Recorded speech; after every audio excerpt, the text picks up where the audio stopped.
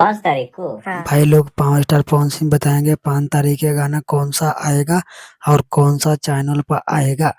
आप उन्हीं के मुंह से सुन पाएंगे, उन्हीं के अंदाज में, इंटरव्यू में उनका बात वायरल हो रहा तो 5 तारीख को बॉम्बे रिकॉर्ड से ही मेरा है। कौन सा गाना अंदाज में है पावर स्टार पवन भैया का गाना, वही बताएंगे कौन सा अंदाज का ये गाना है, धमाल मचाने वाला है।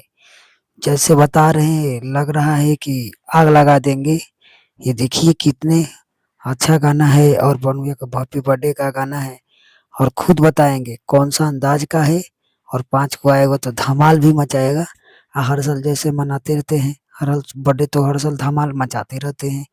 अब वही अपने ही मुँह से बताएँगे कि कितना अच्छा गाना है और कौन-सा टाइप का गाना है, नाचने वाला है कि क्या है, वही बताएँगे। 5 तारीख वाला ऐसा गाना है कि ऐसे ऐसे मतलब अरे कहना क्या चाहते भाई भी जवान हो भाई लोग सब्सक्राइब और लाइक कीजिए हमारे चैनल को। आप लोग का पहला न्यूज़ हम ही देंगे पवन स्टार पवन सिंह या खेसारी लाल के बारे में।